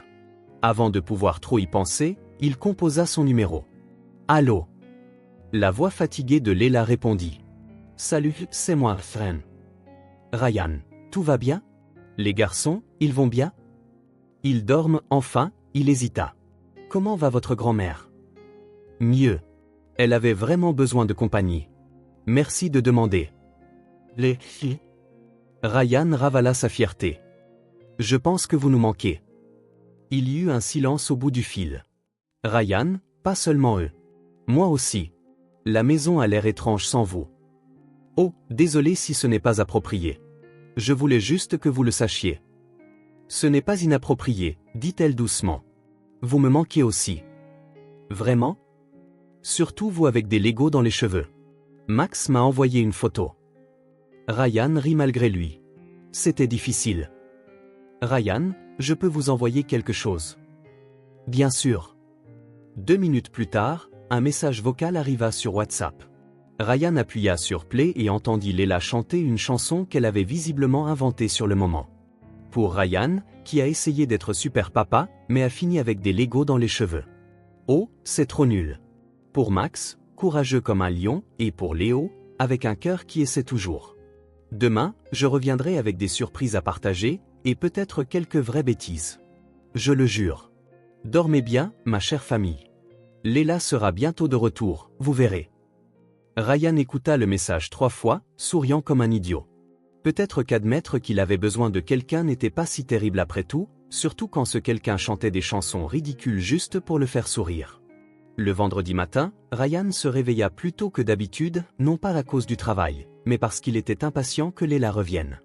Les garçons avaient demandé de ses nouvelles au moins 20 fois la veille, et lui, il avait passé son temps à regarder l'horloge. À 9 heures précises, ils entendirent des clés tintées à la porte d'entrée. « Elle est de retour !» crièrent Max et Léo en même temps, dévalant les escaliers comme deux petites tornades. Ryan suivit plus lentement, essayant de garder son calme, mais sentant une étrange légèreté dans sa poitrine. Léla entra, portant 2 sacs de course colorés et une petite valise. Elle portait un chemisier jaune vif, un jean avec des écussons de fleurs brodées, bien sûr, des chaussettes à motifs, cette fois-ci avec des flamants roses. « Ma famille préférée !» s'exclama-t-elle, posant ses sacs pour serrer Max et Léo dans ses bras. « Je vous ai manqué ?» « Tellement !» crièrent les deux garçons, s'accrochant à elle comme si elle était partie depuis des mois au lieu d'une seule journée. « Et vous, baron du café ?» demanda-t-elle en regardant Ryan. « Comment s'est passée votre expérience de parent en solo ?»« On a survécu, » dit-il en essayant d'avoir l'air décontracté. « Juste quelques accidents liés au Lego. »« J'ai vu les photos, » rit-elle. « Très élégant. Ouvrier du bâtiment confus. »« Regardez, Léla, qu'est-ce que vous avez apporté ?» demanda Max, lorgnant les sacs avec curiosité. « Oh, ça ?»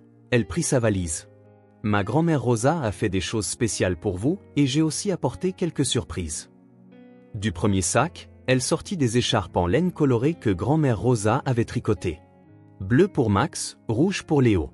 Du second sortit une variété impressionnante de nouveaux jouets. Des marionnettes d'animaux, une trousse de magie pour enfants, du matériel pour fabriquer des bracelets de l'amitié et une machine à karaoké portable. « Karaoké ?»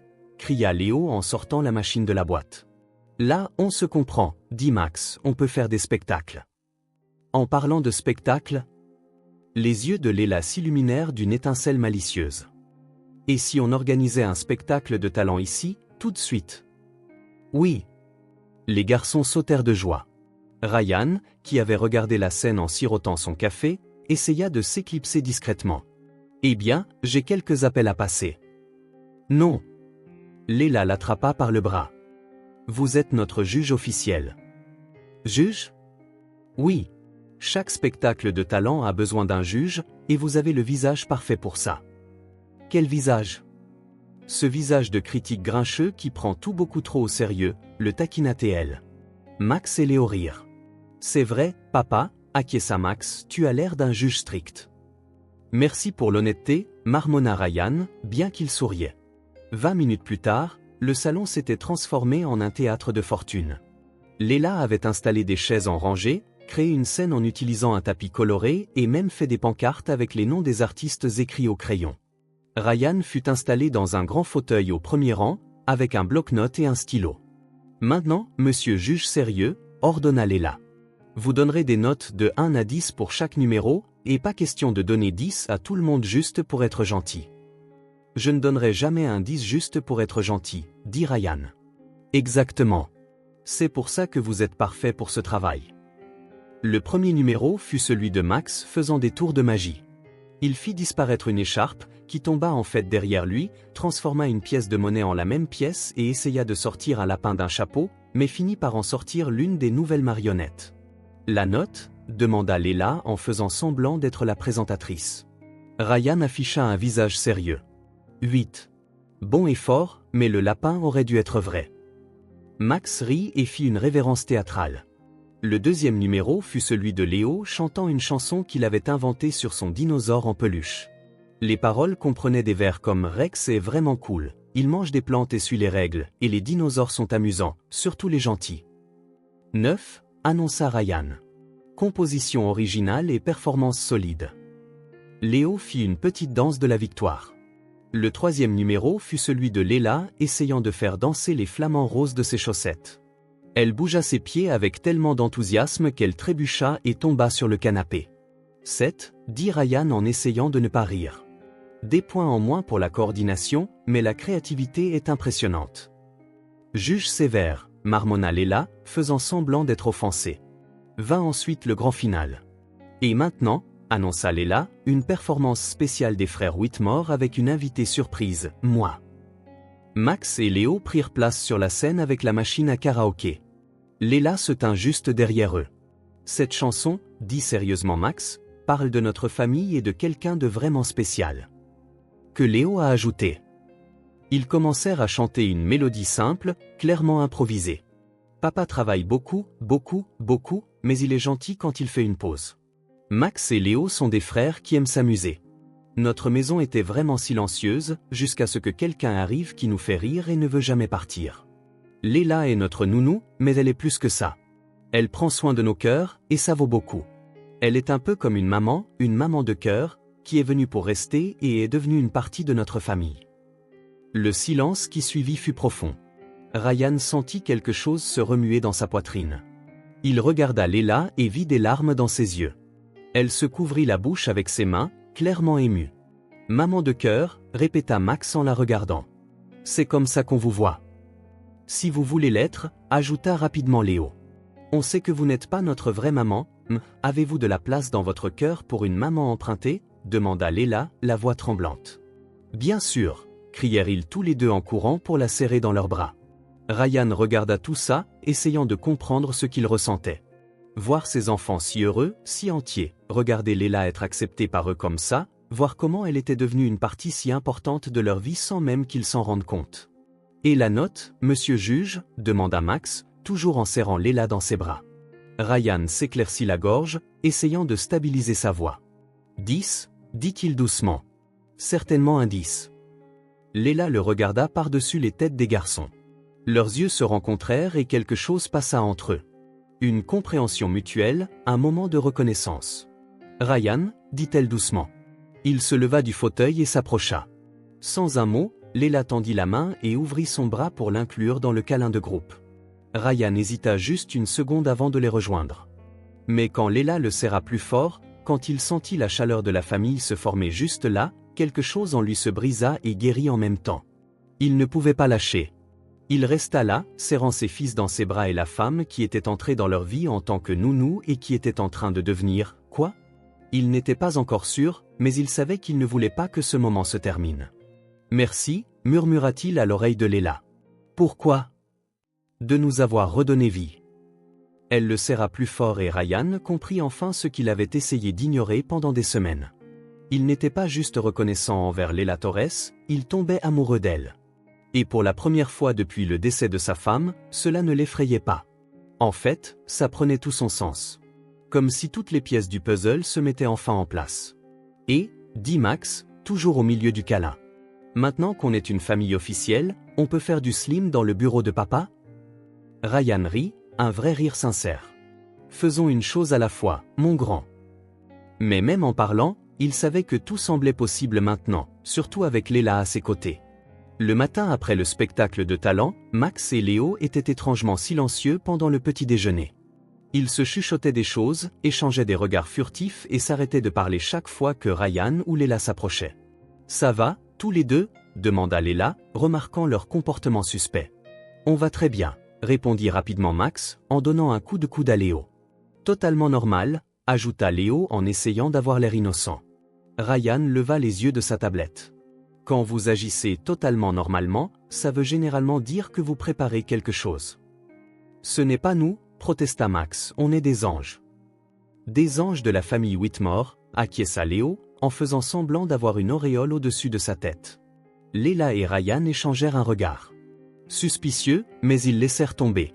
Plus tard, pendant que Léla rangeait la salle de jeu et que Ryan travaillait dans son bureau, les jumeaux s'enfermèrent dans leur chambre pour une réunion d'urgence. « Opération baiser des parents », murmura Max comme un agent secret. « Mission, les faire s'embrasser enfin », ajouta Léo.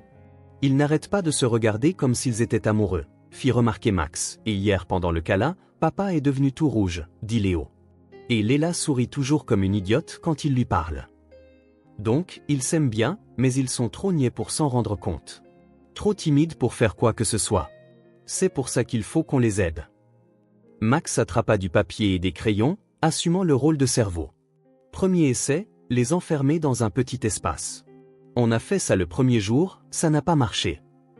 Deuxième essai, créer une situation romantique. Comme quoi ? Comme un mariage, s'exclama Léo en applaudissant. Génial. Max se mit à dessiner. Faisons un mariage magique, avec une cérémonie et tout. Et ils devront s'embrasser parce que c'est la tradition. Et s'ils disent que c'est juste pour de faux? Max fronça les sourcils, réfléchissant. Alors on dira que c'est un vrai mariage. Et s'ils s'aiment vraiment, ils finiront par s'embrasser de toute façon. Tu es un génie, Max. Je sais. Maintenant, allons tout préparer. 2 heures plus tard, Ryan sortit de son bureau pour prendre de l'eau et trouva le salon complètement transformé. Des guirlandes colorées pendaient du plafond, des fleurs en papier couvraient le sol et ce qui ressemblait étrangement à un hôtel de fortune avait été construit avec des coussins de canapé. « Qu'est-ce que c'est » demanda-t-il, confus. Max et Léo surgirent, portant des couronnes en papier toilette et des serviettes attachées autour de leurs épaules comme des capes. « Surprise » crièrent-ils à l'unisson. « Vous avez transformé le salon en, quoi exactement ?»« Une chapelle, dit fièrement Max, pour votre mariage. » Mon quoi? Ryan faillit s'étouffer. Avec qui? Avec Léla, bien sûr, dit Léo comme si c'était évident. Les garçons, on ne peut pas organiser un mariage comme ça. Léla, cria Max, venez voir votre surprise. Léla entra de la cuisine, s'essuyant les mains sur une serviette. Elle s'arrêta en voyant les décorations. Waouh, c'est très coloré. C'est votre chapelle de mariage, annonça Léo. Vous et papa, vous vous mariez maintenant. On se marie? Léla regarda Ryan, qui commençait clairement à paniquer. Les garçons, les mariages, ça demande de la planification.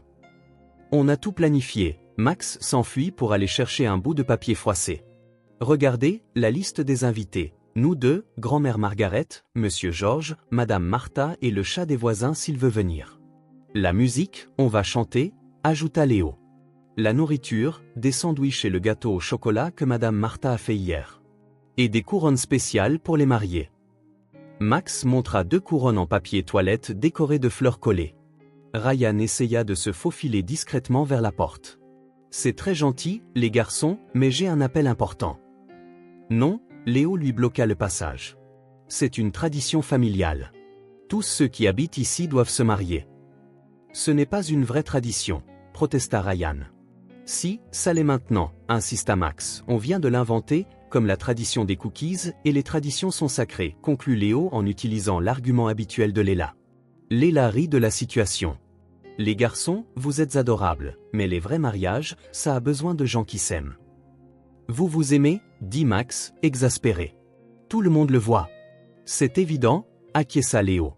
Vous vous regardez toujours avec ce visage d'amoureux. Ryan et Léla échangèrent des regards, rougissant tous les deux. Les garçons, commença Ryan. Pas de les garçons. Max posa la couronne en papier toilette sur la tête de Ryan. Vous vous mariez maintenant et vous devez vous embrasser à la fin, ajouta Léo en mettant l'autre couronne sur Léla. Léo, essaya Léla. C'est la tradition de s'embrasser à un mariage, crièrent-ils tous les deux en même temps. D'une manière ou d'une autre, Ryan et Léla se retrouvèrent debout devant un autel de coussins, portant des couronnes ridicules, tandis que Max officiait la cérémonie en lisant sur un bout de papier griffonné. Chers amis, nous sommes ici pour marier papa Ryan à maman Léla, commença solennellement Max. Maman Léla, répéta-t-il, surprise. Maman de cœur, vous vous souvenez, fit Léo en lui faisant un clin d'œil. Promettez-vous de vous aimer pour toujours et de faire beaucoup de slim ensemble, continua Max. Les garçons, c'est ridicule, dit Ryan. Ce serait ridicule, l'interrompit Léla, en le regardant droit dans les yeux, si je n'étais pas aussi amoureuse de vous. Le silence qui s'ensuivit fut rompu uniquement par le halètement de Max et Léo. Ryan la fixa, essayant de comprendre ce qu'elle venait de dire. Je suis amoureuse de vous, dit-elle avec un sourire nerveux. Depuis le jour où vous avez signé mon contrat avec du slim sur les mains. Ryan inspira profondément. Je suis amoureux de vous aussi, depuis des semaines. Embrassez-vous maintenant, crièrent Max et Léo pour la première fois. Ryan n'hésita pas. Il s'avança, prit le visage de Léla dans ses 2 mains et l'embrassa. C'était un baiser doux, rempli de toute l'affection qui avait grandi entre eux pendant ces mois fous. Un baiser qui parlait de famille, de seconde chance et d'amour trouvé au milieu du chaos. Max et Léo commencèrent à jeter des confettis qu'ils avaient cachés dans des sacs en plastique, en criant « Vive les mariés !» On l'a fait. Maintenant, on est une vraie famille. Quand ils se séparèrent enfin, Ryan et Léla étaient couverts de papier coloré, souriant comme des adolescents. Alors, dit Ryan. Je suppose qu'on vient de se marier lors d'une cérémonie officiée par 2 enfants de 6 ans avec des couronnes en papier toilette. Et une pluie de confettis, ajouta Léla. C'était le mariage le plus stupide de l'histoire. Et le plus parfait, dit Ryan en l'embrassant à nouveau. Max et Léo se serrèrent dans leurs bras, fiers. Mission accomplie, murmura Max, on est les meilleurs cupidons du monde, acquiesça Léo. Et pour la première fois depuis longtemps, la maison Whitmore semblait complète. 3 semaines après le mariage magique des jumeaux, Ryan était nerveux. Plus nerveux que lors de n'importe quelle réunion d'affaires à laquelle il avait jamais assisté. Il avait passé les derniers jours à planifier en secret avec Max et Léo ce qu'ils appelaient l'opération vrai mariage. Parce que, selon la logique inébranlable de 2 enfants de 6 ans, un mariage avec des couronnes en papier toilette ne comptait pas officiellement. « Papa, tu as déjà acheté la bague ?» chuchota Max pendant le petit déjeuner pendant que Léla était à la cuisine. « Oui » chuchota Ryan en tapotant la poche de sa veste. « Et tu as préparé le discours romantique ?» demanda Léo. « J'ai essayé, mais vous savez que je ne suis pas très doué avec les jolis mots. » « Il n'a pas besoin d'être joli, dit sagement Max, il a juste besoin d'être vrai. »« Et si elle dit non ?» Ryan passa une main dans ses cheveux, anxieux. « Papa » Léo leva les yeux au ciel. « Elle a déjà dit qu'elle t'aimait et vous vous êtes embrassés plein de fois. Et elle te laisse faire du slim dans ton bureau ?» ajouta Max. « Ça, c'est le grand amour. » Cet après-midi-là, Ryan mit son plan en marche. Il invita Léla à un pique-nique dans le jardin, en prétendant que les garçons voulaient tester de nouvelles recettes de sandwich. « C'est une tenue étrange pour un pique-nique, » dit Léla quand elle le vit sortir de la maison. Ryan portait un costume bleu marine impeccable avec des tonnes aux couleurs vives. Max et Léo avaient insisté pour qu'il les porte. « Les garçons ont dit que c'était obligatoire, » expliqua-t-il, un peu gêné. « Bien sûr qu'ils l'ont fait, » rit Léla. « Et où sont-ils ? » « Ils préparent la surprise. » Dans le jardin, Ryan avait mis en place une scène qui mélangeait l'élégance avec le chaos typique de la famille Whitmore. Il y avait de vraies fleurs, un arrangement professionnel qu'il avait commandé, mais aussi des dessins de garçons accrochés aux arbres. De la musique classique jouait doucement, interrompue de temps en temps par des rires venant de l'intérieur de la maison. « Ryan, qu'est-ce qui se passe ?» demanda Léla, méfiante. « Asseyez-vous, » dit-il en montrant une chaise décorée de rubans colorés. Léla s'assit, curieuse. C'est alors que Max et Léo se précipitèrent par la porte arrière, suivis de Lady Margaret, George, Martha et d'au moins 10 enfants du quartier qui avaient été secrètement invités à former une chorale. « Surprise !» crièrent-ils tous. « Quoi ?» Léla regarda autour d'elle, confuse. Ryan s'agenouilla dans l'herbe et sortit une petite boîte en velours de sa poche. « Léla Torres !» commença-t-il, la voix tremblante. « Vous êtes entrés dans nos vies comme un ouragan coloré et vous avez tout bouleversé. » Ryan. Elle se couvrit la bouche avec ses mains. Vous m'avez appris qu'il est acceptable de rire de nos propres erreurs, que le slim peut réparer presque n'importe quoi et qu'une famille n'a pas besoin d'être parfaite pour être parfaite. Max et Léo se tenaient à côté de leur père, clairement émus. Voulez-vous m'épouser ? demanda Ryan. Pour de vrai cette fois, avec les papiers et tout, et devenir notre maman officielle, ajouta Max. Pour toujours et à jamais, conclut Léo. Léla regarda la bague, un solitaire simple et magnifique, puis Ryan agenouillé en tongue, puis les garçons impatients, et enfin l'auditoire improvisé. « C'est complètement fou, dit-elle. »« Ça l'est, » acquiesça Ryan. « Et vous avez tous comploté dans mon dos pendant des semaines. »« Coupable, » admit Léo. « Et vous me demandez en mariage dans le jardin en tongue devant une chorale d'enfants. »« Tout est vrai, » dit Ryan en souriant nerveusement. Léla se leva de la chaise. « Alors ma réponse est oui, » cria-t-elle en sautant dans les bras de Ryan et en les faisant tomber tous les deux dans l'herbe. La chorale d'enfants éclata en acclamations. Lady Margaret applaudit avec grâce. George et Martha souriaient de toutes leurs dents. Ryan glissa la bague au doigt de Léla pendant qu'ils étaient allongés dans l'herbe, riant tous les deux. « C'est l'heure de la fête », annonça Max. La fête fut exactement ce à quoi on pouvait s'attendre d'un événement planifié par des jumeaux de 6 ans. Il y avait un gâteau entièrement fait de guimauves empilés, tenus ensemble par du chocolat fondu. La chorale d'enfants chanta une version fausse de « Can't Help Myself » qu'ils avaient secrètement répétée. George joua de la guitare, un talent que personne ne savait qu'il avait, et Lady Margaret surprit tout le monde en dansant avec Léo. M et Madame Whitmore, dit le célébrant improbable, Monsieur Peterson, leur voisin à la retraite qui avait été appelé à la dernière minute. « Vous pouvez vous embrasser. » Quand Ryan et Leila s'embrassèrent officiellement en tant que mari et femme, Leila trébucha sur le fil du microphone et faillit faire tomber le gâteau en guimauve. Classique, cria Max en applaudissant. Notre nouvelle maman est toujours la plus maladroite, ajouta Léo en riant. Et c'est pour ça qu'on l'aime, dit Ryan en serrant Leila fort.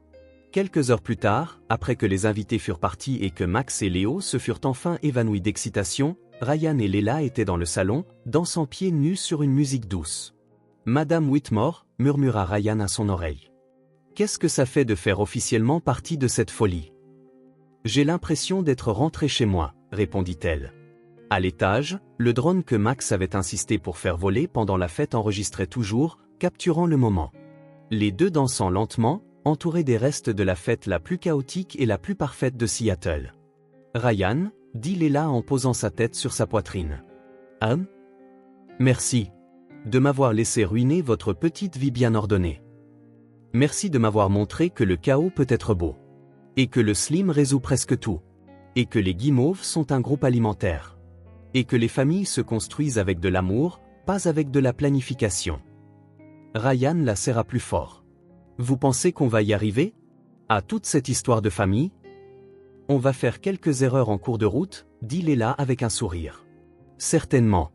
Il y aura des jours difficiles, sans aucun doute. Et les garçons trouveront des choses encore plus folles, c'est sûr. Mais il y aura beaucoup d'amour. Beaucoup de rire. Beaucoup, acquiesça Ryan. Ils continuèrent de danser et Ryan réalisa que c'était exactement la vie qu'il voulait. Chaotique, colorée et pleine de surprises. Qu'avez-vous pensé de l'histoire de Leila et Ryan? Laissez vos commentaires. Notez l'histoire de 0 à 10. Quel est votre score? Abonnez-vous à la chaîne et activez la cloche pour ne manquer aucune de nos histoires. Et n'oubliez pas de découvrir d'autres histoires émouvantes juste ici sur l'écran final.